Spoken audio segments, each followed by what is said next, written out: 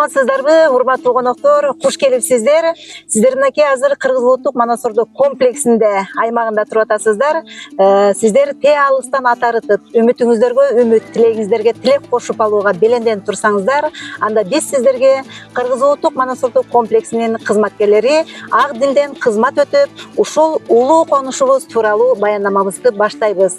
Мен сиздер менен баяндамачы Чолпон Исаева болмокчумун. Келиңиздер, мынакей урматтуу коноктор, куш келипсиздер. Сиздер мынакей азыр Кыргыз улуттук Манас-Ордо комплексинин Манас эпосу музейинин биринчи кабатында туруп атасыздар. Биринчи кабатыбыз негизинен 5 бөлүккө бөлүнөт. Бул сиздер туруп аткан биринчи бөлүгүбүз, манасчыларга арналган бөлүгү. Деги эле дейт, бул Кыргыз элинин улуу Манас эпосу, чексиз кайраттуулукту, жоокерлик ар намысты, ата журтту терең сүйүүнү даңазалап, кылымдардан кылымга, муундан муунга өнүккөн эпос. Деги эле дейт, бул Манас эпосун эң биринчи ким айткан деген суроо туулушу мүмкүн. Бул суроого так маалыматтар жок. Эгерде божомолдоолорго таянсак, Манастын жанында чогуу жүрүп, чогуу жоо чапкан 40 чоросунун бири Романдын ырчы уулу Каратай. Ал Манас баатыр өлгөндөн кийин анын эрдиктерин элге кошок түрүндө айтып даңазалап жеткиз баштаган. Улам жыл өткөн сайын анын кошок түрүндөгү айткандарын Жайсаң, Токтогул, Норуз, Келбек сыяктуу манасчыларыбыз кара сөзгө айландырып келишсе, ал эми бул стендте көрүп атасыздар, 19-кылымда манасчыларыбыз булар ыр түрүндө айтып келишкен. Алар мынакей Азиз Өмөров, Жаңыбай Кожеков, Кенжегара Калча уулу, Байымбет Абдырахманов, Тыныбек Жапиев жана Шапак Рысмендиевтер болушкан. Сиздерге мынакей бул жерден Кенжегара Калча тууралуу айта кетсем, Кенжегара башка манасчылардан өзгөчөлөнөт, Манас эпосун музыкалаштырып, мынакей бул Кыргыздын улуттук музыкалык аспабы кыл-кыяктын коштоосун айткан. Бул сүрөттө 1903-жылы Петербургдук студент Борис Мирнов тартылат дагы бул адам тууралуу кененирээк баяндап кеткен. Муну баяндап гана тим койбостон, аны Манас айтуудагы үнүндагы мына бул тасмага жаздырып калтырышкан. Бул тасмада Кенжегаранын айтуусундагы Семетейдин Айчүрөккө үйлөнүшү жөнүндөгү эпизод жазылып алынган. Ошондой эле мынакей сиздердин алдыңыздардагы Тоголок Молдо аты менен көпчүлүккө таанымал болгон манасчыбыз, Тоголок Молдонун өз аты Байымбет Абдырахманов болгон. Ал 1860-жылы Актала районундагы Курткай айылында төрөлгөн. Байымбетти Манас Семетей Сейтек үчүнтүгүн бириктиргенде 98.703 сапырды түзүп, көркөмдүүлүк жагынан да, көлөмдүүлүк жагынан дагы залкар манасчыларыбыздын варианттарынан кем калышпай келген. Ана бул төмөнкү экспедицияда көрүп алсаңыздар болот, мынакей бул жерде Тоголок Молдонун вариантында китептер, ошондой эле бул жерде өз кол жазмасы сакталып келүүдө. Бизде мынакей карасаңыздар, бул 1930-40 жылдардагы араб арабымен жазган өзүнүн кол жазмасы сакталып келет мынакей. Бул Манас жана Семетейдин үзүндүсү. Ошол учурда булар араб арабымен жазышкан да, өзүнүн кол жазмасы сакталып келүүдө. Анан кийин сиздердин алдыңыздардагы мынакей бул манасчы деп аталган диараманы, бул диарамага өтө алайлы. Бул диараманы сүрөтчү Базарбек Сыдыков чоң манасчыларга Келдибек жана Балык Ооска арнаган. Бул эки манасчы дейт, ал мүчөлүү, сырлуу адамдар болушуп, Манаска берилгенде күндөп-түндөп айтышкан. Ошондо уккан эл дейт, боздок ыйлашып, же сөнүшүп, ал тургай бул жаратылыштын күчтөрү да кыймылга келген. Өзүңүздөр көрүп тургандай ошондой жер силкинип, чагылган чартылдап, жамгыр нөшөрлөп, сырттагы малдар үрккөн. Сүрөтчү манасчынын чоң казатты айтып жатканын келтирет дагы, анын артынан бул түбөлүк даракты берген. Бул идея менен ал Манас эпосу кылымдардан кылымга, муундан муунга өнүгүп түбөлүк жашайт деген ойду көрсөткөн. Дарактын бетин карап көрсөңүздөр, мынакей бул жерде 3 жумуртканын берилиши, бул Манас Семетей Сейтек үчүнтүгүн билдирип тургандагысы. Дагы жакшылап байкасаңыздар, дарактын бетине ар кандай жан жаныбарлардын элестери чалдырылган. Алар мынакей тырмактары менен мыкчып караган бүркүттүн, кара чаар кабыландын, желмаяндын, жылаандын элестери. Булар Манастын дейт колдоочулары, сүрлөрү жана пирлери болушкан. Мынакей ошол сүрөтчү Базарбек Сыдыковдун эмгегиндеги сүрөттөрүштөгү касиеттерге манасчыбыз Сагынбай Орозбаковдогу ээ экени талашсыз. Орозбаков 1867-жылы Ысык-Көлдүн Кабырга кыштоосунда төрөлгөн, ал 15 жашынан баштап Манас айта баштаган. Мынакей жогоруда анын үй-бүлөсүнө түшкөн фото сүрөттө байбичесинин небереси менен Сагынбай уулу Аманкул дагы ата салкын колдоп манасчы болгон.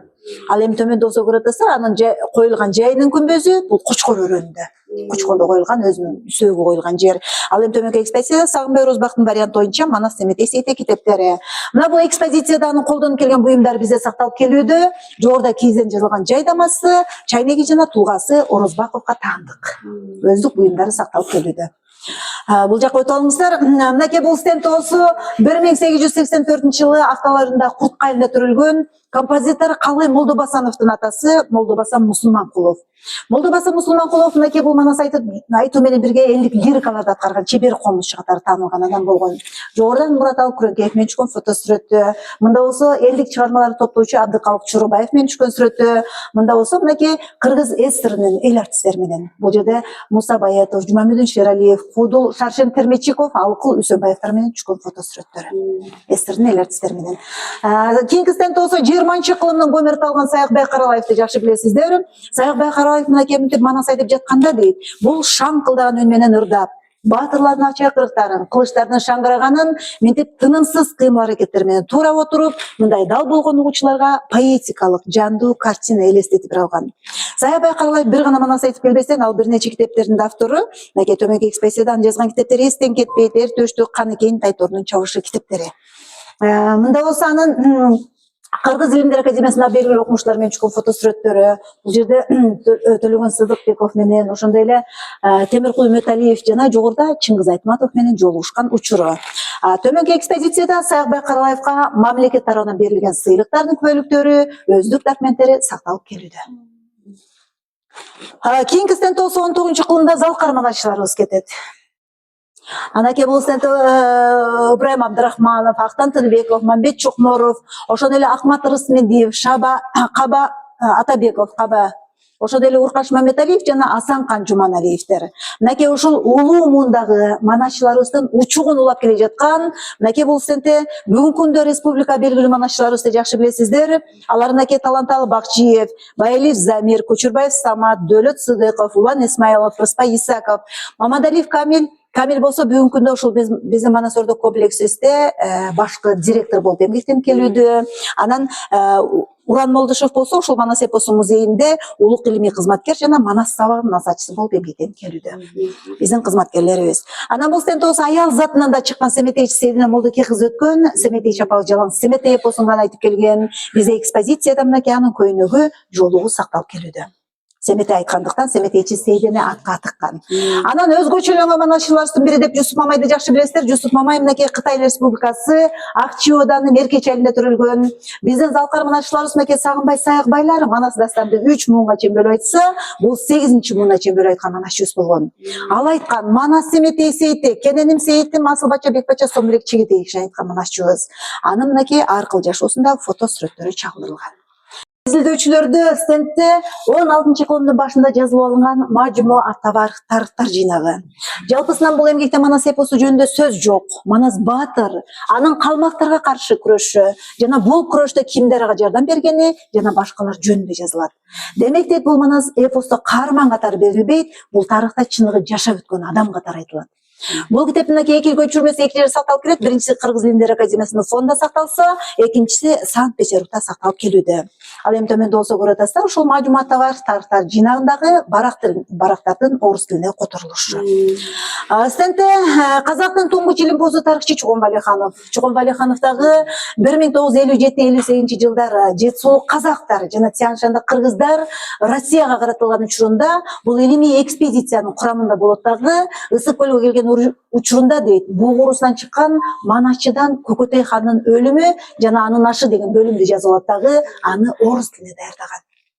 Ошондой эле Радулов Василий Будак Манастын 6 негизги окуяларын жазып алып, аны биринчилерден болуп орус жана кыргыз тилдерине китеп түрүндө жарыкка чыгарган. Ошондой эле Орхон Энсай жазууларын биринчилерден болуп окуган жана бул жазуулар кыргыздарга таандык болуш керек деген божомолдорун жазып кеткен. Улуту немец болгондуктан бул эпосту немец тилине да которгон. Мынакей бул стендибиз болсо ачык китеп деп аталат. Мында болсо кыргыз элинин кичи эпостору жайгашкан. Бул китепте мынакей көрүп атасыздар, кыргыз эл эдебияты сериясынан дайындалып чыккан. Мунун башкы редакторлугу Чыңгыз Айтматовдуку. Китептин 40 томдугун чыгарышкан, бизде 28 туруп атат да. Ал эми төмөндө болсо көрүп атасыздар, мынакей бул Сагынбай Орузбактын варианты боюнча базылып чыккан 2010-жылдагы базылыш. Бул китептин салмагы 5 килограммда түзөт, барактары 1840 беттен турат. Орузбактын варианты боюнча, анан бул болсо Жусуп Мамайдын варианты боюнча базылып чыккан, жана 8-чи муунга чейин бөлүп айткан варианты бул Уйгур Шинжияң басмаканасынан кыргызчаланын өртүрүүнө базылып чыккан. 8 мундуу мынакей Жусуп Мамайдын варианты боюнча. Анан бул стендибиз болсо ачык китеп деп аталат. Мынакей мында дагы эң алгачкы баягы профессор Болот Университетинин редакциялары менен базылып чыккан 58-59-60 жылдардагы Манас Семетей Сейти китептерибиз. Ошо эң алгачкы китептер да, мынакей ушулар. Андан төмөндө болсо Манас эпосунун дүйнө тилдери которулган китептери. Манас эпосу негизинен 39 чет тилге которулган. Бул жерде араб, орус, хинди, кытай тилдерине которулган китептер жайгашкан. Анан стенд болсо дүйнө элинин эпостору. Ар бир элдин эпосу, ар бир элдин өзүнүн сыймы болгон. Бирок бир дагы эпос дейт, көркөмдүүлүк жагынан дагы, көлөмдүүлүк жагынан дагы Манас эпосуна тең келген эмес. Эң чоң эпостун көлөмү Манас эпосунан 20 эсеге аздык кылат. Ana bol stend болсо кыргыз элинин туңгуч окумуштуу агыртуучулары, алардын бири Касым Тыныстанов. Тыныстанов Манас эпосту орус тилине которуудагы эң биринчи демилгечилердин бири болуп келген. Ошондой эле Дмитрий Поливанов, Хусейн Карасаев, Казак илимдери академиясынын академик Мухтар Ауезов дагы 1928 жылдан баштап ушул өмүрүнүн акырына чейин Манас эпосун изилдөө багытында эмгектенип келген. Анан профессор болот Юнус Алиев Манас үчүлтүдө чыгаруудагы эң биринчи демилгечилердин бири болгон. Анан мынакей Манас эпосун мынтип пландуу түрдө дейт. Иш жүзүнө ашыруу бул баягы 1924-жылы РСФСРдын курамында Кара Кыргыз автономиялуу областы түзүлгөндөн кийин гана барып башталган. Мынакей ошол учурда советтик окумуштууларыбыз Калим Рахматуллин, Медина Искендеровна Богданова, бул жерде болсо мынакей Абрамзом, Жермонский, Липкин булардын баардыгы Манас эпосун ар тараптан изилдеп чет тилдерге которууда өздөрү салымдарын кошуп келишкен. Анан мынакей бул бөлүгүбүздө мынакей бул баягы 1992-жылы Борбор калабыз Бишкек шаарындагы Илимдер академиясында Манас сектор бөлүмү негизделген. 90-жылы ошол сектордун бөлүмүнүн кызматкерлеринин чыккан фотосүрөттөрү, булардын баардыгы Манас эпосун ар тараптан изилдеп, китеп кылып жарыкка чыгарууда өздөрү салымдарын кошуп келишкен. Алардын бири Кыдырбай Раиса Заетовна, Самар Мусаев. Самар Мусаев болсо ошол сектордун эң алгачкы жетекчилеринен болуп жетектеп келген. Анан урматтуу коноктору, мынакей бул 4-чү бөлүккө келип жеттик. Бул эң кызыктуу бөлүк десем болот. Бул Манастын күмбөзү жана күмбөздү казуу иштерине арналган бөлүгүбүз. Эми азыр сиздер бара элексиздер, барганда көрөсүздөр, ушул Манастын күмбөзү дейт. Бул өзү архитектуралык эстелик катары көптөгөн окумуштуулардын көңүлүн буруп келген. 1893-94 жылдары мынакей бул Бартальд жана Засыпкинин экспедициялары изилдешкен. Күмбөздө. Бартальд мынакей өзүнүн Орто Азияга саякат деген китебинде бул Манастын күмбөзү тууралуу эң алгачкы маалыматтарын жазып калтырып кеткен. Эми бул жака келсеңиздер, бу жерден көрө аласыздар азыр.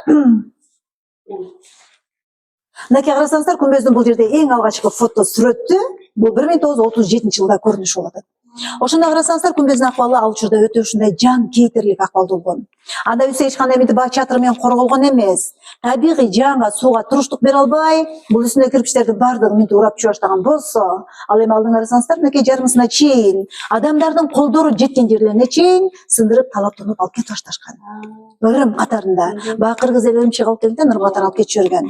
Ошондо эң биринчи жолу сиздер көрүп атасыздар, мынакей бул орус окумуштуусу дейт, Борис Михайлович Зима келет дагы, бул күмбөздүн ичине кирип биринчи ирет казуу ишин башташат. Булар сөг барбы жокпу аныктай сезишет. Зима күмбөздүн ичине кирет да казуу ишти булардын ол күн чыгыш бетинен оң тарабынан башташат.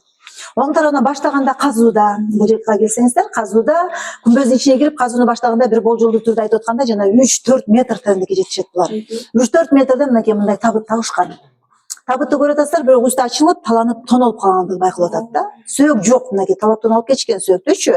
Анын ичин тазалай келгенде бул жерден эч кандай сөөк чыкпайт. Бул жерде бир гана аял затына гана таандык буюм тайындар табышат. Сөөккө шору шакектерде. Демек дейт, Зима жетектеген археологиялык экспедициялык топ бул Манастын күмбөзү эмес дешкен. Бул аял затына гана таандык күмбөз деген жыйынтыкка келишет дагы, булар күмбөздү жаап коюп кайрадан кетип калышат. Ошондон кийин бир жылдан кийин эле кайра 1938-жылы мынакей сиздер көрүп атасыздар, бул Бернштам жетектеген Жети суу археологиялык экспедициялык тобу келет дагы, булар күмбөздүн ичине экинчи ирет казууну башташат. Булар экинчи ирет казууну баштаганда айтып атпайлы, биринчи казууда 3-4 метрде бул табыт чыккан депчи. Булар андан нары кетишет дагы, төмөнүрөөк. Ошондо болжол менен айтканда дейт, бир 10-11 метр тереңдикке жеткен кезде 11 метрден мынакей кайрадан көрүп атасыздар, мындай бүтүн чийки кирпичтер менен тектерче түрүндө жабылган табыт табышып атат. Анын ичин ачып карагенде көрүп атасыздар, сөөк. Бул сөөктүн узундугу дейт 2,5 метрден да ашыгыраак кеткен. Баш сөөгү менен айырмаланган, 55-60 курагындагы каза болгон баатыр адам элесин берген сөөк табышып атат. Демек дейт, бул эң алгач коюлган сөөк Манастан сөөгү деген далилдер келишкен. Мынакей бул ачемит айтылып келгенде сиздер уккан болушуңуздар керек, Манастан сөөк бул жерде жок дешкен. Бул Батыякта, биякта, Эчкилитоодо, Манжылатада, Баткенде деген ар кандай талаш тартыштар жүрүп келген. Бирок андай эмес, көрүп атасыздар, мынакей бизде далилдер. Бул жерден ким айтылат дейт? Эң биринчи дейт, Каныкей апасынын амалдуулугу дейт, акылдуулугу. Ал эме кылып атат сөйөктү баягы душмандардан, Кытай калмактардан коргошуп атат. Эгер анда душмандар сөйөк тапсалар, сөйөктү курдушмок, өртөмөк, күн асманга сапырып дегендей, же болбосо баягы уламыштарда айтылып келет, эгер жана каржылык деп келебиз. Кыргыздарда ырым болгон. Адамдан өч ала албай калса сөйөк өчтү дегенчи. Сөйөктүн дагы дейт каржылыгын алып чыгып мүрзөсүнүн үстүнө казык кылып кагып кетсе, анда ал адамдан бүт укум тукум куруп болмок. Тукум куруттуулук алып келмек да. Ошондо каныкей апасы амалдуулук кылып атат, акылдуулук. Үстүнө аял затынын сөөгүн жашырат дагы, канча 1 метр тереңге алып барып сөөгүктү бекитип, анан бул сөөгүк баягы эчкилүү тоого коюлду деген имиж таратып жүргөн. Ошондуктан бул эл ичинде аңыз кеп калган. Сөөгүк эчкиликке коюлган деген. Мынакей 11 метр тереңдикте сөөгүк чыгып атат. Эми бул жака келсеңиздер, бияктан көрө аласыздар, мынакей күмбөздүн бул жерде жарымы жанагы реставрацияга чейинки көрүнүшү болуп атат. Бул реставрациядан кийинки, азыркы көрүнүшү. Мына ушул реставрациядан кийин дейт порталында жазуулар чечмелешкен. Биринчи порталда жазууларды окумуштуу Белинский чечмелейт. Мында фарс тилинде жазылган жазуулар болуп атат. Фарси. Фарча бул жерде бир гана сөз дейт. Аль-мүлк деген сөз баштан аяк кайра кайталанып жазылып жүргөн. Аль-мүлк деп жазылып атат да. Муну биши отурунда мындай деген. Бул байлык дагы дейт экен, бийлик дагы бир гана Алла Таалага таандык деген сөздөр болуп атат. Демек көрүп атасыздар, мынакей бул жерде Алла Тааланын аты жазылган себеби дейт. Эгер күмбөздүн бетине Алла турса, буга эч ким жолобой, ыйык сакталып канча бир кылымга чейин бекем турабы деген үмүт менен жаздырган. Ал эми экинчи порталда жазууларда болсо 1926-жылы Токтогазы казалчы молдо чечмелейт. Мында араб тилинде өтөт жазууларыбыз. Муну биши отурунда мындай деген. Бул шаңдуу күмбөз дептир. Манастын күмбөзү. Күмбөздө Манастын зайыбы Рапа хатун кудурган деген сөздөр болуп атат. Демек көрүп атасыздар, бул жерде Рапа хатун деп каныкей апа өз атын жашырып жаздырган. Рапа бул акылдуу экен, хатун аял. Хатун катын деген сөздөн келип чыгып атат да. Мынакей буга да бир далил катары. Бул жака карап койсоңуздар, бул экспозиция кирпичтерге. Булар ошол реставрация жүргүзүлүп табылган кирпичтер, күмбөздүн өзүнүн кирпичтери. Мынакей карасаңыздар, бул жерде кыштын бетинде эчкинин туягы туруп атат. Ошондой эле бuyерде адамдын буту түшүп калган да. Бул эчкинин туягы түшүп калган себеби дейт. Баягы каныкей апасы күмбөздү курдуруп атканда 6000 эчкини алып келип кырат дагы, кыштардын курамына анын майын жана жүнүн кошуп бышырып атат. Бул баягы эпоста айтылат эмеспи, каныкей апа сөздөрүчү. 6000 эркеч бир кырдым дейт. Кыш бышырып бек салдым. Ай көлөмдүү күмбөзү 6 кылым өтсө да айныбай турсун деп салдым деп. Эпоста каныкей апа сөздөр болуп атат да. Бул эчкинин майын жүнүн кошкон себеби дейт. Эчки май бетине суу жоготпойт экен. Ал эми жүнү кынап канча бир кылымга чейин бекем кармап турат деген жыйынтыкта салдырган. Мынакей көрүп атасыздар, ошол реставрация жүргүзүлүп табылган кирпичтери күнү бүгүнкүдөй сакталып келүүдө. Өзүнүн кирпичтери. Анан буларда жерлерге коңул буруп коюңуздар, ыйык жерлерибиз болот. Манас эпосу менен байланышкан мынакей бул Айчүрөктүн Ак Чынар тереги деп аталат. Бул ушу биздин Таластын Көктөкөй деген айылында жайгашкан ыйык мазарлуу жерлерибиздин бири катары айтылып келет. Кароол чокуну көрдүңүздөр, биякта музейдин артынан орун алган, мунун бийиктиги 175 метр түзөт. Мына бул болсо Манастын Давла ташы. Давла ташы ушу биздин Таластын Кең кол, терс кол деген тоосунда жайгашат. Анан бул болсо Төлгө таш. Бул Төлгө таш сиз аз барганда көрөсүздөр, бул тияктуу жана күмбөздүн жанында болот, капталында орун алган. Мунун Төлгө таш деп аталып калган себеби дейт. Манас ата жогоо чыгарда мына ушул ташты келип ордунан козгоп көтөрүп көргөн. Эгер муну козгой алса, анда менин жолум болот деп болжойт дагы жоого аттанган. Эгер муну козгой албай калса, анда менин жолум болбойт экен деп жоого чыкпай, кайра үйүнгө кайткан. Ошондуктан Төлгө катары колдонулган Төлгө ташы деп аталып келет. Анан бул сиздер көрүп аткан Кошой коргонунун нарында, бул ат башыда Чешти өтөөсүнө жайгашкан. Бул Кошой коргондо тарыхый чоң десек болот. Анан сиздер көрүп аткан чокуу Манас чокусу. Бул ушу биздин Таластын Кара Бура районунда жайгашкан. Муну бийиктиги 4445 метрди түзөт. Анан бул болсо биздин эпоста айтылат жанагы жылгындуу кең кол, кең талас, жер соорусу турбайбы деп. Эпоста айтылып аткан кең кол тоолушу болот. Анан сиздерге бул жактан мынакей бул жерди бир карап койсоңуздар болот. Мынакей бул Манас атабыздын экспозиция боюнча айтып берем. Манас атабыздын бул кыр чоросунун күмбөзү да. Манас атабыздын кыр чоросунун күмбөзү бул Нарындын Кочкорунда, Кочкордо Кумдөө деген айылда коюлган. Мынакей ошол кыр чорон күмбөзүнөн алынып келген топурак бул. Булар болсо жана айтып өттүк, тиги Нарындагы Кошой коргонунун топурагы депчи. Булар ошол Манас эпосу менен байланышкан ыйык жайлардын топурактары деп жерден алынып келинип бизге экспозиция коюлган. Жайлардын топурактары. Анан бул экспонат боюнча айта кетсем, сиздерге бул ушу биздин Таластык Тилекмат Тургуналиев деген устанын эмгеги. Ушу биздин Таластын Канез заводунда Бакай таш деген тоос бар. Ошол Бакай ташта мына ушундай Бакай үңкүр бар. Бул үңкүрдө Бакай атабыз жашаган деп айтылат. Семетейди 12 жыл күткөндө ошол үңкүрдө төө кайтарып жашайт Бакай атабыз. Бакай атанын элеси тоодо жашаган. Бүттүк жан жаныбарлардын элестери чалдырылган. Бул суунун агындысында турган теректин түп тамырынан чалдырылган. Автору Тилекмат Тургуналиев. Анан урматтуу коноктору, мына стендти сиздерге айта кетсем, бул баягы 1995-жылы 1000 жылдык салтанатыбыз болуп өткөн. 1000 жылдык боюнча мынакей фото сүрөттөр ошондо театрлаштырылган. Андагы туңгуч президентибиз Аскар Акаевдин указы 1992-жылы жарык көрөт, 22-июнунда. Ошонун негизинде 95-жылы 1000 жылдык салтанатыбыз болуп өтүп, ошондогу өкмөттүк делегациялар мынакей дүйнө жүзүнөн келген өкмөттүк делегациялар, театрлаштырылган оюнзоктордун фото сүрөттөрү мынакей бул жакта 1000ден ашуун боз ий тигилген, 1003 боз ий тигилген да ошондо. Бул болсо оштон алынып келген 3 кот боз ий баш байгеге татыктуу болгон. Ал эми таластык ууздар жана усталар жасаган Манас атабыздын 12 канат хан өргөсү баш байгеге татыктуу болот. Бул биринчи орунга баш байгеге 12 канат хан өргөсү татыктуу болгон. Ошондогу мынакей караңыздар, бүттүк оюнзоктордун өтүп жаткандагысы мынакей фото сүрөттөр. А бул болсо 2019-жылы ушул эле дал Манас ордо комплексибизде баягы дүйнөлүк улуттук көчмөндөр оюну болуп өткөн. Ошондо көчмөндөр оюнундагы фото сүрөттөр. Бул болсо жана айтып аткан Манас атабыздын 12 канат хан өргөсү мынакей. Жана кирип келе жатканда тигил жакта Манас айылы деп жайгашкан айылыбыз бар, ошол жактан мынакей 300 боз ий тигилет бул жерге. Манас атабыздын 12 канат хан өргөсү, анан бул жакта болсо 7 дуан шаарчасы мынакей. Ар бир биздин 7 дуаныбыз өздөрүнүн ордолорун курушкан. 7 дуан шаарчасы болуп театрлаштырылган оюнзоктордун фото сүрөттөрү. Археологиялык, этнографиялык буюмдардын жана көркөм сүрөттөрдүн жардамы менен Манас эпосу менен тааныша аласыздар. Мынакей бул алдыңыздарда экспозиция бул кыргыздардын чачырышы деп аталат. Эң башында баягы кытайлардын ханы Алуке кыргыздардагы орозду өлдү деген кабарды уккандан кийин кыргыздарда мына мынтип жарылган жер сыяктуу төгүрөктүн төрт бурчуна чачыратып жиберген. Ошондо кыргыздардан дейт, эң шейген чал калды дейт, эмгектеген бала калды. Солоо кыз келин олжого кетип, чачылганы чачылып, кырылганы кырылып, гүлдөп турган ордобуздун төрт гүл болуп төгүрөккө талкалангандагысын берип атат. Мынакей бул жуурда тутулган күн ошол учурда кыргыздардын башына түшкөн кайгы муңун элестетип атса, бул найза жебелери бет алган душмандарынын багыты. Ал эми мындагы туруп аткан мынакей майдай тамгалар ошол учурдагы кыргыз урууларынын белгилери болуп келген. Мына мынтип кыргыздар талкаланып дейт, төгүрөктүн төрт бурчуна чачыргандан кийин Орозду хандын уулу Жакып азгынактай элин чогултуп алат дагы Алтай жергесине сүргүнгө айдалат. Алтайга айдалып алар ал жерден дейт, аштык айдап жер жыртып, кочуна кой алып, табагына тай алып, бат эле ирденет дагы баарынан Жакып бай болот. Анын бир гана арманы дейт, 48 жашка чейин уул көрбөй жүргөн өксүгү күн санап күчөйт. Күндөрдүн биринде Жакып уктап жатып түш көрөт, жана мына бул фондогудай болгон алып кара кушту көрөт. Куш канатын жайып асманга көтөрүлгөндө дейт, асман жердеги жаныбарлардын баары баш ийип тазим этишет. Түшүнөн чочогунгун Жакып карыяларга түшүн жорутса, эл керегине жараган уулду болосуң деп аксакалдар бата беришет. Жылайлан ойланбай Жакып уулду болот дагы, балага Манас деген ысым беришип, мына мындай көлөмдүү арча бешикке бөлүшөт. Жаратканым суук сөздөн, суук көздөн сактасын деп, жырткыч жаныбарлардын элестерин ырымдашып, бештин баш аягына тагып коюшкан. Мынакей ошондук Манас атабыз Алтай жергесине төрөлөт дагы. Алтай жергесине балалык чагы өтөт. Бул Зермадагы Манастын балалык чагы. Бала Манас тентөг өсүп, коңшулашкы тайкалмак элдердин балдарына кордук көрсөтүп баштайт.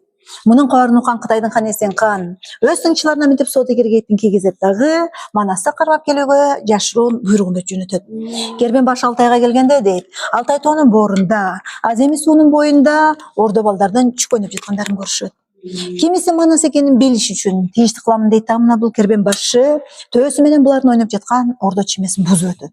Ошондо көрүп атасыздар, артык фондо каарданган Манас колунда томпою менен эки калчап чүкүп атканда, аткан чүкөсү келип мына бул төөнүн шыйрагын сындырып кетет. Ушул жерден Манас менен Кытай калмактарынын ортосуна жаңжал чыгып, Манас тыңчылардын көбүн кырып өлтүрүп, аман калгандары качып кутулушкан. Бул жердеги Манастын эң алгачкы балалык эрдиктери 11-12 жашында байкалган. Мынакей Манастын балалык эрдиги. Төмөндө болсо көрүп атасыздар, ошол Манас атабыздын доорунан ушул доорго чейин ойнотулуп келаткан кыргыздардын улуттук оюндары тогуз коргоол жана ордо оюндун үлгүсү чалдырылган. Мында болсо бала ер кайыштан күмүштөн кооздолуп жасалган 19-кылымдарга таандык. Мынакей бул жогору фондо Кыдыр алейки салам жана 40 карышкары. Булар 40 чилтендер деп аталышкан Манас атабыздын колдоочулары, сүрлөрү жана пирлери. Төмөндө болсо көрүп атасыздар, ушул батырлардын жөө жыйрак куралдары, мынакей калкан, чокмор чөймаш, айбалта, зоот. Мына бул зооддагы ушул биздин музей боюнча эң баалуу эски нукура буюмдардын бири. Ушу биздин Таластын кең кол өрөөнүндөгү археологиялык казууларда табылган. Атайын ок өтпөс, кылыч өтпөс үчүн зымдардан дөңгөлөктөштүрүлүп жасалган. Анакей бул алдыңыздарда Жермада Оосо Манастын Алтайдагы алгачкы беттешүүсү. Манас эрдиктери дейт, күндөн күнгө көз келине баштайт дагы. Эсенкан мес кара баш болгон калың кол атказат Алтай жергесине. Манасты кармап элдерин багындырып келүүгө. Мына ушунда Манас атабы жергиликтүү калктан кол курап согушка чыгып келе жаткандагы сасы бозот минген Манас ушул Алтай жеринде дейт кызыл кыргын кан күйгөн каты согуш болуп, натыйжада Манас нес каранын келин талкалап, нес караны жарадар кылат дагы бул Алтай жерин толугу менен бошотуп кыргыздарга алып берген. Мына ошол согушта мындай курман болуп калган баатырларга мындай балбал таштарды кыргыздар эстелик катарында орнотуп кете беришкен. Бул жака жүрүңүздөр. Жогору фондо маңдайында багы бар, кулагында шамы бар, куюндан түшкөн жаныбар Манастын минген аты ак куланын элеси чалдырылган. Ал эми төмөндө көрүп атасыздар, мынакей бул ошондой эле үлгүдөгү ажабдыктар. Бул 1995-жылы Миңжилдык мааракеде уста тарабынан жасатылган ажабдыктар кайыштан жана күмүштөн кооздолуп жасалган. Манас атабызды ушундай ак кийизге отургузат дагы элдин башынан бийик көтөрүп дейт. Ак кийизге чайпатып, ак батага жайкатып, Төрө Манас хан болду, ааламга бүт даң болду деп 15 жашында хан көтөрүшөт. Ал эми арт фондо жогоруда бул Манастын хандык ай тамгасы, мунун чечмелениши жогоруда жартай асмандагы ааламды билгизип жатса, алдында сызыкча жердеги теңирчилик, жер бетиндеги адам затынын жашоо тиричилиги. Ал эми экөөнү байланыштырып аткан ортодогу төрт бурчтук тумарча жана эки жандагы мүйүзчө бул кыргыз элинин алакан жайып бата берүүсү. Азыркы учурда бул Талас областыбыздын эмблемасы катары колдонулуп келет. Учурда областтык эмблема деп аталып келет да. Мынакей бул төмөндө болсо көрүп атасыздар, эң алгачкы мулттун түрлөрү. Отуруп атса кочогор дейт, туруп атса бардеңге, кармап атса кой чабыр, ат каны жаза кетпеген, хан Манастын ак келте сыяктуу эң алгачкы мулттун түрлөрү 15-16 кылымдарга таандык ак баран жана түтөтмө мылтыктар. Ошентип дейт мынакей Манас атабыз кыргыз элине хандыгына көтөрүлгөндөн кийин баягы Алтайдагы элинин эл болуп бербесин, жеринин жер болуп бербесин сезген соң, арбагы бийик ала тоо дейт, барбай кантип коеюн, атамурар жергемди албай кантип коеюн, кыйла кымбат ала жер кайтпай кантип коеюн деп. Алтайдагы алакандай кыргыз элин чогултуп алат дагы, ала тоого алып көчүрүп келе жаткандагы улуу көчү келатат. Алдыда Манас чоролору менен, артта болсо кыргыз калың журту. Ошондо ушул көчтүн учу дейт, Каркыра жайлоосун базып өтүп, Боом капчыгайынан өтүп, бул Сары төстөн берип жаткандагысы Сары өзөн чүйгө келип калгандагысы. Сары өзөн чүйдү базып өтүп, Таласка кайтып келе жаткандагысын чагылдырат. Ал эми төмөндө болсо мынакей кыргыздардын көчмөнчүлүк калкта колдонулган буюмдары ыңырчак жана айырмаштар деп аталат. Ыңырчактарды өгүздөргө жугартуу тартынышса, айырмаштарды жаш кыздар балдарды тай кунандарга отургузууда колдонушкан. Экспозицияда кыргыз энелерибиз кийип келген кош этек көйнөк кемсел элечек. Мына бул элечекти да кыргыздар да ыйык эсептешкен. Муну ыйыктын билесиздер, кыргыздар баягы көчмөн калып келгендиктен дейт. Бир жерден экинчи жерге көчүп барууда, узак жолдо баратып, жолдо белде каза болгон адамдар болсо, элечектин ичинде кыр коромду чечип жүрүшөт дагы, өлгөн адамдарды кепиндешкен. Ошол эле учурда жолдо белде төрөт учур болуп калса дагы, жашы ыркайларга дагы ороо, чулгоо катарында колдонуп кетип берсе, мунун үчүнчү да касиети болгон, бул аял затынан дагы дейт, тулку боюн түз алып жүрүүгө зор өбөлгө түзгөн. Анткени элечек нукура салмагы 4 килограммда түзөт, 25 метр ак урумдун келип чыккан улуттук баш кийимибиз. Мынакей бул Жермада Оосо Манастын кантакейге үйлөнүшү. Манастын 30 жашка чейин өзүнүн никелүү жары болбойт. Буга чейин тартууга келген Акылай жана Кара Бөрк деген эки аял болот. Ошондо бакай жакып жер жүзүн кыдырып жүрүп, баягы Бухаранын эмири Темирхандын кызы Санира Биганы жактырып, аны Манаска алып бермек болушат. Кантакейдин өз аты Санира Бига болгон, сиздер билесиздер, тажик кызы. Ал эми кыргыздарга келгенден кийин гана баа Манас кыргыздардын ханы болгондуктан хан жана никке деген сөздөн алынып, кыргыздар кан никке деп атап калышкан. Кандын никеси деген сөздөн кан никке аташат. Мында болсо Алоке хандын качы. Алоке кыргыздарды баягы төгөрөктөн 4 бурчуна чечиратып жүргөндөн кийин атүгүл Кытай элин чогултуп келет да, кыргыздардын жерин жердейт. Күндөрдүн биринде бул эки элчиден баягы Манас Таласка келатат деген кабарды уккандан кийин бул Шору хандын шору катты Манастан дейт, Орго хандын ойрону чыкты Манастан. Деги бул Манасты пенде жеңеби деп ачык согушка чыга албай терең ойго чөмүлүп отургандагысы. Ал эми арткы планда Кытай эле тала жергесин таштайт дагы, Кытай тарапы көздөй качып бара жаткандагысы. Мына ошол Манастын доорунда Көкөтөй деген хан өтөт, Ташкент тайпаларын башкарган. Ошол Көкөтөйдүн жалгыз уулу Бокмурун. Сан жыргалуу Көкөтөйдүн көзү дүйнөдөн өткөндөн кийин жерден жер тандап жүрүп отурат дагы, акыры Ысык көлдүн Каркыра жайлоосун тандалып, Каркырага өткөзүп жаткандагысы. Ачка төңөрөктүн төрт бурчунан коноктор чакыртылып, 3000ден ашуун боз эти келет. Арт фондо көрүп атасыздар, баягы Манас жан жөкөлөрү менен ашка конок катарында келип жаткандагысы. Бул жерде болсо Бокмурун эң мыкты күлүк аттарын бирин Манаска сый урмат катарында тозуп тартуулап тургандагысы чалдырылган. Ал эми төмөндө болсо көрүп атасыздар, кыргыздардын ашканада колдонулган буюмдары чөөлү, чеңгел, жыгач, илегендер жайгашкан. Мынакей бул көргөзмөдө кыргыздардын байыркы турак жайларынын бири Боз үйдүн бир бөлүгү. Боз үй негизинен 5ке бөлүнөт. Эр жагы болот, эпчи жагы, төр жагы, боз согусу жана коломтодон турат. Эр жагында эркек затына таандык буюм тайымдарды коюп келишкен. Мынакей бул болсо Булдурсун камчы деп аталат. Бул эпоста айтылат. Асы өгүз терисин дейт, өрүм кылган булдурсун. Баш жагына коргошун, уюттурган булдурсун. Кайыш айткан катынды кайкалаткан булдурсун деп. Мынакей бул эркектер үчүн абдан жакшы курал болгон. Эркектерге абдан жагат, башына чоюн же коргошун өтүп, атайын кайыштан өрүлүп жасалган. Мынтип айтылат да, асы өгүз терисин дейт, өрүм кылган булдурсун, баш жагына коргошун, уюттурган булдурсун, кайыш айткан катынды кайкалаткан булдурсун деп. Баатырлар абдан муну өзүн өзү коргонуу үчүн аттан эмес, өзүн өзү коргонуу үчүн да колдонушкан да. Бул көкөрдө болсо жакшы билесиздер, кыргыздарда мына улуттук суусундуктарды коюучу көкөр. Бул кыргыздарда мына Кочкор мүйүз оюудан келип чыккан. Мындай оюмдан келип чыккан себеби да жөн эмес. Кыргыздар баягы көчүп конууда мунун ичинде кымызды куюп коюп көчүшөт. Бул жолдо белде мынтип чайпалып жүрүп отуруп, эки мына мүйүзчөлөрүнө уюткаларга берген. Ичинде кымыз түгөнгөн кезде кайрадан эле жаңы сүттү сай салатына куюп коюп кетишип берет. Бул мынтип чайпалат, биякта уюткусу бар, уюткусуна барат дагы, кайрадан жаңы кымыз ачып пайда болуп кете берген. Мындан байыркы кыргыздардын өтө акылмандуулугун байкасак болот. Эпчи жагында болсо аял затына таандык буюм тайымдарды коюшкан. Мындай аяк каптардын түрлөрүн жасашкан. Таардан, килемден, кийизден астын тегерекче бычып, үстүн түз сызык кетирет дагы, эки жанда эки кулакчасын кылган, кереге ылайыктап байлап кое турган. Булардын ичине негизинен жыгач идиш аяктарды салып сактап келишкен. Ошондой эле ашкана буюмдары мынакей чөөлү, арчелеген, жез кунган аял затынын сырт кийимдери жайгашкан. Мына ошол Көкөтөйдүн ашында бир нече оюн зооктору болуп өтөт. Ошондой оюндардын бири балбан күрөш оюну. Мына ушул балбан күрөшкө дейт Кытай тараптан 45 жаштагы жолой чыкса, кыргыздардын намысын мен коргоймун деп 85 жаштагы катылгандын катыгын берген, катагандан хан кошой чыгат. Экөө 3 күн 3 түн таймашкандан кийин кошой жолойду көтөрүп чаап, ошонун күзүмө мынтип башын аттап кетип атат. Мына ошондо Кудай калмактар чыр салат. Ханыбыздын башынан аттап кеттиң дейт. Көтөрүп чапмай бар деген кошой, баштан аттап кетмей жок деген кошой деп чырланып чыр салып тургандагысы. Кытай калмактар. Ал эми төмөндө болсо мынакей ошол балбан күрөштөгү кошой кийген кандагай шымдын үлгүсү. Кандагай шым.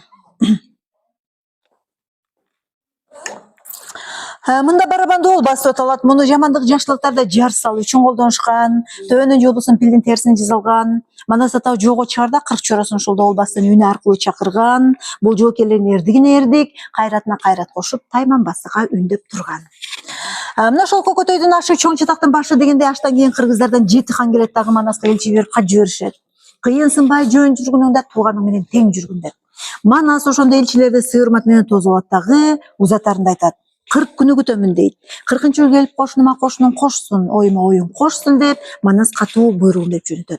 Ошондо гана бул кабардын арты жамандык менен бүтөөрүн сезген соң, 40-чы күн дегенде келип булар кошуну менен кошулушат дагы. Манас ошол жерден 600 000 кол баштап, баягы Кытайды көздөй, эң акыркы сапары атадан калган кегимди өчүмүн аламын деп чоң газатка аттанат.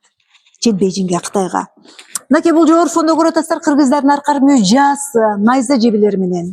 Булар аркар мүйүз жаанын чоңдугунан дейт. Ошол мезгилдердеги жашап өткөн адамдардын чоң, алып зор болгонунан кабар берип тургандагысы. Ал эми төмөндө наркисер кылыштар, булар ширкисер деген маанини өрөт, чапкан жер сөздөрдү алып кеткен. Зоот болсо 1000 жылдыкта Манаска арнатылып жасалган. Ичи кайыш, сырты жез темирден катталган, тулгасы экөө бириккенде салмагы 48-49 килограммды түзөт.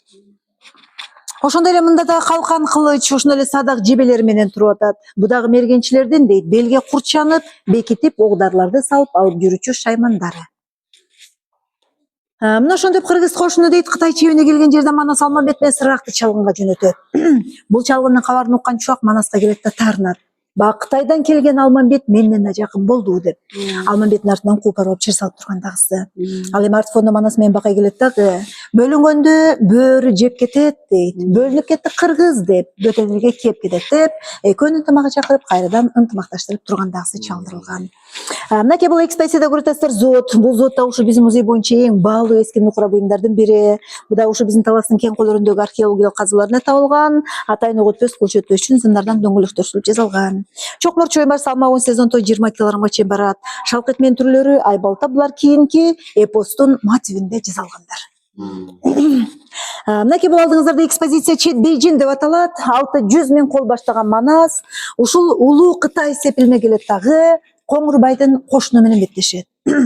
Натыйжада Коңурбайдын кошуну жеңилүүгө дуушар болуп, Коңурбай качып кутулат. Ошондо айласы кеткен Эсен кан дейт. Манаска дөр дүйнөсүн тартуулайт дагы, мына бул Чет Бейжиндеги хандык тактасын сунуш этет. Манас чоролору менен кеңешип, макулдугун берип, хандык тактага отурат дагы Чет Бейжинде 6 ай хандыгын жүргүзөт. Күндөрдүн биринде баягы ашпозчу Шукучу дейт, Кытай тилин берсе дагы дилин бербейт деп, Коңурбайга жашыруун катка жазат. Алышсаң алың жетпейт экен дейт, күрөшсөң күчүң жетпейт. Бул Манас деген таң зарында гана турат экен, зоотун чечет экен, мунарага чыгып жаратканга жалынат экен, ошол кезде гана келип эбин таап жайлап кетип атат. Күндөрдүн биринде Манас таң зарында турат дагы баягы зоотун чечип коюп, мунарага чыгып жаратканга жалынып турган кезинде Коңурбай 40 күн, 40 түн найзан үчүн жыланын уусуна чышлайт дагы. Ууланган найзасы менен келип 41 күн дегенде келип, аркасынан келет дагы кырар канын бели деп, өпкөнүн өлчөө чети деп, өлчөө жериң ушул деп, кайыштыра сайып, мана ушул жерден оор жарата алат. Ошондо да кайрадан кызыл кыргын чапкын болот. Эң жакын чорлуунан ажырайт. Алмамбеттен, Сыргактан, Серектен, жада калса жандай курган аты минген ата Акбуласынан дагы ажыраган соң, эми өлсөм дейт, сөөгүм таласка коюлсун деп, жарата алган Манас таласты көздөй чегинет. Бул жака келиңиздер. Ошондоп жарата алган Манас акыры талас жергесине келет дагы баягы жаратынан айыкпаган соң дейт. Күрсө жөтөлөт дагы жаздыктан башын көтөрүп, кашына Каныкейди алдырып, Каныкейге акыркы керезин айтып тургандагысы. Хан өлгөндө катынга дейт, 4 күнү жакын болчу. Жыйнаган дүнүйөңдү кедей кем балдарга чачып кет да, атаң Темирханга качып кетти. Ошондо Манас өлөт, ошондо Каныкей апабыз арман кылат. Атаңдын көрү дүнүйө дейт, катын болбой эр болсом, чийбейт белем сызыкты да, кечилдин каны коңурга көрсөтпөйт белем кызыкты деп. Каныкей апабыз арман кылып, Манас атабыздын урматына мынакей бул күмбөздү тургузуп атат. Бул жана айтып өткөн күмбөзүбүз, мына ушул күмбөздү тургузат да ошондо айтып атат. 6000 эркеч бир кырдым дейт, кыш бышырып бек салдым. Айкөлүмдүн күмбөзү 6 кылым өтсө да, айныбай турсун деп салдым деп. Манас урматына мына ушул күмбөздү тургузат дагы. 6 айлык баласы Семетейди 85 жаштагы кайненеси Чырдын алып алып, баланы душмандардан сактап калуу максатында түн жамынып төркүнү Бухараны көздөй качып кетип бара жатып, ошондо айтат. Жылгынды кен кол кең талас дейт, кайран жеримесен бол. Ак элечек көк чепкен, кайран элемесен бол деп. Эли жери менен коштошуп баланы алып, түн жамынып төркүнү Бухараны көздөй качып кетип бара жатып. Ошондо айтат. Жылгынды кен кол кең талас, кайран жеримесен бол. Ак элечек көк чепкен, кайран элемесен бол деп. Ошондо караңыздар, бул жерде Бакай ата узатып атат буларды. Бакай ата узатып атат. Жериңерге аш бердим дейт, жетериңе мал бердим. 12 жыл күтөмүн. Семет 12 жашка чыкканда тегин айтып кайтып кел деп. Манас өлгөн наза тартып көзүнө жаш алып буларды кайгылуу узатып тургандагысы. Ал эми артфондо кызарып күнү батып бара жатышы бул баатырдын өмүрүнүн аякташы. Бул жака жүрүп алыңыздар.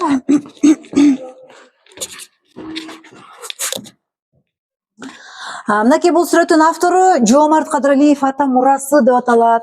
Ортодо отуруп аткан Манас, оңдо уулу Семетей, солдо небереси Сейтек. Бул үч баатыр тирүүлүктө бири-бирин көрбөсө дагы, булар мындай болуп ата бала болуп чогуу турбаса дагы, кыргыз элинин жүрөгүндө түбөлүккө сакталат, чогуу бирге айтылат деген маани берип атат. Арты болсо кыргыз калың журту. Жордо ошол учурдагы кыргыз хандыктарынын асабалары желбирөөдө. Бул сүрөттүн ата мурасы деп аталып калышынын себеби ортодо туруп аткан калкан жана кылыч атадан балага мурас, элиңди жериңди душмандардан коргоо дегендеги улуу мурас катары берилген. Ал эми силердин алдыңыздарда улуу залкар манашчыларыбыз мынакей Сагынбай Орозбаков жана Саякбай Каралаевдин айкели элестери. Орозбаковдун оозуна манас эпосунан 200 миңден ашуун манас сабырлары жазылып алынса, 20-кылымын көмүрүт алган Саякбай Каралаевдин оозунан 5,5 миллиондон ашык манас сабырлары жазылып алынган. Эгер тагыраак айтсак, 500,553 сабырларын башына батырган зор таланттуу манашчыбыз. Бул айкелдердин авторлору белгилүү сүрөтчүлөрүбүз Базарбек Сыдыков жана дизайнер Талачин Самандыровдор вуск материалдан коюшкан. Булар Кыргызстанда биринчи жолу коюлган басковая фигуралар. Эми урматтуу конокторум, мынакей ушул менен ушул музейди жыйынтыктоочу бул бет алдыңыздардагы чоң панорамага көңүл буруп койсоңуздар, бул бабалардын баяны деп аталат. Мунун автору дагы Жоомарт Кадыралиев. Сүрөтчү мынакей бул сүрөттү 4,5 жыл тартат дагы, ошонун натыйжасында кыргыз эл сүрөтчүсү деген наамды алган. Сүрөттү карап көрсөңүздөр, сүрөт 7 бөлүктөн турат. 7 бөлүктөн турушунун себеби жердин 7 катмарын түшүндүрүү менен бирге 7 саны кыргыздарда ыйык эсептелгендиктен сүрөтчү дагы сүрөттү 7 бөлүккө бөлүп тарткан. Мында манастын төрөлгөндөн өлгөнгө чейинки 7 негизги окуялар камтылган. Эң жогору фонду карасаңыздар Көкө Теңирдин элеси. Анын алдына манастын атасы энеси Жакып менен Чыйырды 48 жашка чейин уул көрбөй жүргөндө Көкө Теңирге жалынып жалбарып уул сурап тургандагысы. Кызылдын үстүнө алардын тилеги орундалып 2 жанда 2 кабылан колдоочулардын коштоосундагы манастын төрөлүшү. Андан кийин 15 жашар манас ак кезге отургузулуп, 40 чоросун мурчосундагы 15 жашындагы хан көтөрүлүшү. Аналдай карасаңыздар, Алтайдан Алатауга көчүп келе жатканда улуу көчү келатат. Алдыда жоокерлер, артта ак элечек энелерибиз. Улуу көчтө мына бул ак мөңгүлүү ала тоо кыркалар көрсөтүлгөн. Ортодо Бози манасынын таластагы 12 канат хан өргөсү. Оңдо солдо манас менен Каныкейдин элдин бат алып жаткандагысына бир көрүнүш. Мынакей бул бизди көздөй бери келе жаткан 7 баатыр, Манас, Бакай, Кошой, Алмамбет, Сыргак, Серек сыяктуу чорлору жана 600 миң кол баштаган аскерлери менен эң акыркы жолку атадан калган кегимди өчүмдү аламын деп чоң газатка аттанып бара жаткандагысы. Мынакей бул 2 кабылан манастын төрөлгөндөн өлгөнгө чейинки колдоп келе жаткан колдоочулары, сүрлөрү жана пирлери. Ал эми эң акыркы горизонтко көңүл бурсаңыздар, эң акыркы горизонтту мына бул ортодо отуруп аткан манастын жанында чогуу жүрүп чогуу жоо чапкан 40 чоросунун бири Рамандын ырчы уулу Каратай. Бул манас баатыр өлгөндөн кийин анын эрдиктерин элге кошок түрүндө айтып таңазалап жеткирип жаткандагысы. Анын артында отуруп аткан каран элестерибиз ошол күндөн ошол күнгө чейин манас эпосунун чып-чыргасын коротпой, бүгүнкү күнгө чейин бизге айтып жеткизип келе жаткан айтылуу залкар манашчыларыбыздын элестери чалдырылган. Эми урматтуу коноктору, сүрөттүн жалпы фондуна көңүл бурсаңыздар, сүрөт кандайдыр бир караандатылып, элес, мунарык түрүндө тартылып атат. Мындай түрүндө тартылышынын себеби манас эпосу дагы да изилденип бүтө элек, ачык толук жарыкка чыга элек деген маани берип атат. Ошондуктан сүрөтчү дагы өзүнүн түз боекторун ачык тагдана бербестен мына ушундай болжолдуу, элестүү түрдө гана тарткан. Муну негизи ушул комплекстин түптөлүшүнө Аскар Акаевдин салымы өтө чоң, зор салым кошуп кетти да. Аскар Акаевдин ушул талашсыз кылган жакшылыгы ушул кыргыз элине ушул манас эпосун дүйнөгө таанытып, ошондо 1000 жылдык мааракебизди өткөздү да. Негизинен бул ушул кыргыз элинин көнөргүс ата мурасы дейт, Айкөл атабыздын ордосу ушул 95-жылы түптөлүп, ошол манас дастанынын 1000 жылдык мааракеси 25 августунан 29 августуна чейин болуп өткөн да, дал ушул Айкөл атабыздын ордосундачы. Анан ошондо түптөлүп, ошондон бери мынакей бүгүнкү күнгө чейин 30 жылдык тарыхы болуп атат да. Анан сиздерге айтып кетүүчү мына аркасында жана кароол чокучу, мынакей карап койсоңуздар, кароол чокуну көрдүңүздөр да, жана музейдин аркасында бул бөксөтөө деп аталган кароол чокубуз манас атабыздын ушул чокуга чыгып кароолчулук милдетти аткарганда өсү болгон да. Бул кароол чоку деп ошол чокунун үстүнө чыгып 40 чоросу менен ушул бүткүл кыргыз элинин кайсыл жактан душмандар келип атканын баардыгын үстүнө чыгып кароолчулук милдетти аткарган да. Анан бул кароол чокуусунда өзүнүн бир тарыхы болуп кеткен. 2007-жылдын 7-айы 7-күнүндө бул жака бир археологиялык изилдөөлөр жүргөн да. Грузин археологу келет дагы грузиндер негизинен бул баягы спутниктен караганда дүйнө жүзү боюнчачы баягы кайсыл жерде кен алтын байлыкты карашат да дүйнө жүзү боюнча. Анан жанагы дүйнөнүн 7 керемети деп келе өтмөспүз пирамиданын эшиги депчи. Ошону спутниктен караганда ошо дүйнө жүзү боюнча Кыргызстан ичинен ушул Кароо чоку түшөт экен да. Анан ошол грузин өзү 13 жыл бою ушул илимий экспедициялык иш жасайм деп уруксат ала албай жүргөн. Жасай албай уруксатты бербей жүрүшкөн да биздин бийликчи. Анан ошол учурда билесиздер, ал учурда Бакиев болчу. Биздин бийлик башыбыз президентибиз Бакиевдин учуру болчу. Ошондо жанагы Чолпонбек Абыкеев жана Мадумаровдор бардыгы биригишип анан баягы грузин келет дагы ушул биздин бийликтен уруксатты договор менен булар келишим түзүшкөн. Анан кийин ошондо уруксатты беришет дагы анан булар келип казууну башташат. Ар жактан быйыл жагынан казып башташканда. Анан ошо Кароо чокуну казып башташканда булардын максаты мындай болгондо, биз канча бир метрге барган кезде бул жерден пирамиданын эшиги чыгат дешкен булар. Анан пирамиданын эшиги деши ошол жерге чейин казууну баштаганда булар жөн эле казышпайт экен. Булар жана 3 күндөп 9 күндүк ритуалдары бар экен, өздөрүнүн үчүн дуасы бар экен да. Анан ошол ритуалдарын жазышат, анан 3 күндөп окуу дуасын окуйм деп биринчи күндү окуп баштаганда жана грузин кыйналган экен. Ошондо бир буту тизесине чейин шишип кеткен ошо биринчи күндүгүндөчү. Анан бул грузин айтыптыр да, мен ушул дүйнө жүзү боюнча ушундай илимий экспедициялык иштерди жасап жүргөм, бирок бир дагы жерден мындай бир чоң касиетти сезген эмесмин деп айтат экен. Анан бул жерде чоң касиет бар дейт да. Анан баягы 3-чү күндүгүн окуп башташат, окуп баштаганда ал грузин кыйналат аябай. Кыйналып анан айтты да, айтат жана метрге барган кезде булар аскага такалып калат. Аскага барып такалып эле момундай жик чыккан да. Жик чыгат дагы, анан ошон менен бул айтат грузин жана 3-чүсүн кайра окуп баштаганда мен болду, казууну токтотом деген. Кыйналып баштады. Буту санына чейин шишип баштайт экен. Жүрөккө чейин жетсе. Анан санына чейин шишип баштагандан кийин болду, мен мындан ары бул жерде өтө чоң касиет бар экен. Мен дүйнө жүзү боюнча ушундай чоң илимий экспедициялык иштер жасап жүрүп бир да жерден мындай чоң касиетти сезген эмесмин да. Анан казууну токтотушат, анан кетишкен буларчы.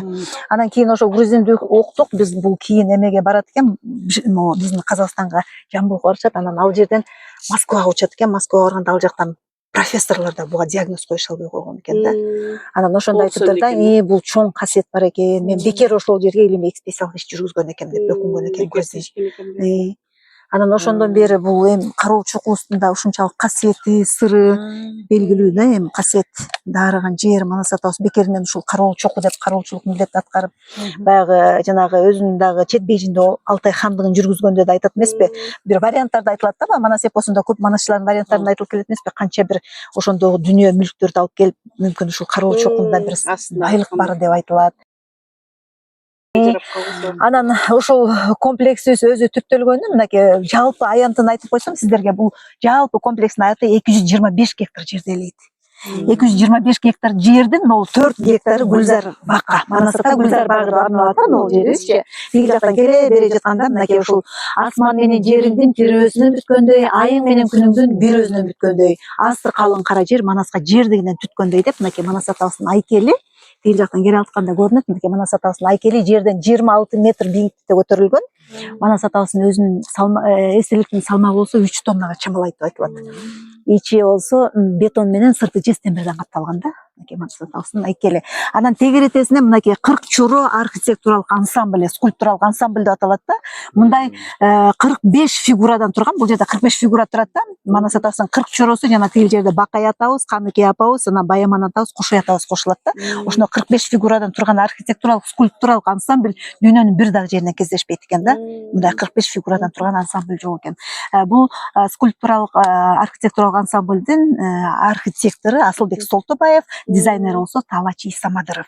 Ушул скульптуралык ансамбльди кургандыгы үчүн булар Токтогул Сатылганов атындагы мамлекеттик сыйлыктын лауреаттыгына ээ болушкан. Урматтуу коноктор, ушуну менен мен сиздерге Кыргыз улуттук Манас Ордо комплекс боюнча баяндамамды аяктадым.